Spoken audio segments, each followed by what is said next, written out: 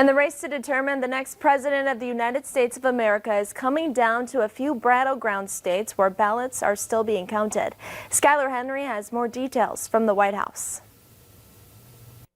The battleground states of Arizona, Nevada, and Georgia are getting closer to wrapping up their vote counts. The anticipation is we will continue to go through the process throughout the day and into the evening if necessary. The race remains too close to call in those states, with Democratic nominee Joe Biden holding a slight lead in the western states and President Trump with an edge in Georgia.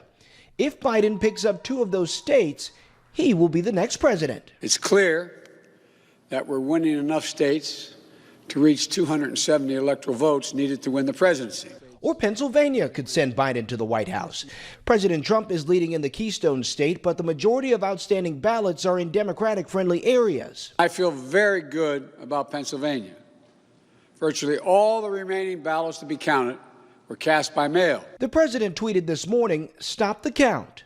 The president promised he would send in the lawyers, and that's exactly what he's doing, with the campaign filing lawsuits in multiple states. The Trump campaign won a lawsuit in Pennsylvania this morning to do away with a rule that kept poll watchers 6 feet away from ballot counters because of the pandemic. They have moved the barrier up to 6 feet, but they took away the ballot machines that were in the front row and moved them to the back of the building. Republicans say they are planning to file a new lawsuit in Nevada today. That's on top of lawsuits already filed in Georgia and Michigan, and a demand for a recount in Wisconsin. You're talking about less than 1%, about 0.7% of the vote is the difference between the two candidates. And as you just alluded to, it's about 21,000 votes. Typically hundreds, not thousands of votes shift in an election statewide. The Biden campaign says it will fight the lawsuits to make sure every vote is counted.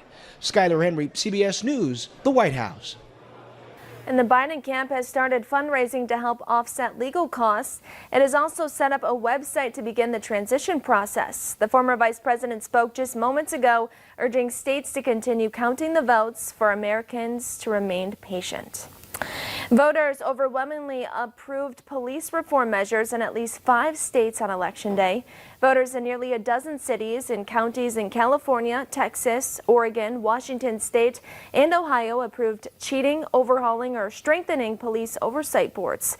The ballots are still being tallied in Philadelphia, where voters appear to favor replacing the city's long-criticized Police Advisory Commission. And there's mixed reaction in Moscow on whether the results of the U.S. election will improve America's relations with Russia. Some Moscow residents interviewed near the Kremlin say that if President Trump were re-elected, it would benefit U.S.-Russia relations. One said things would be calmer with the Trump administration staying on.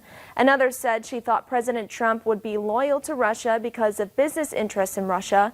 An international affairs analysis said a Biden presidency might mean increased sanctions against the country. And we have 2 consumer recalls to pass along this afternoon. We'll have the details next on Valley News Live at 4.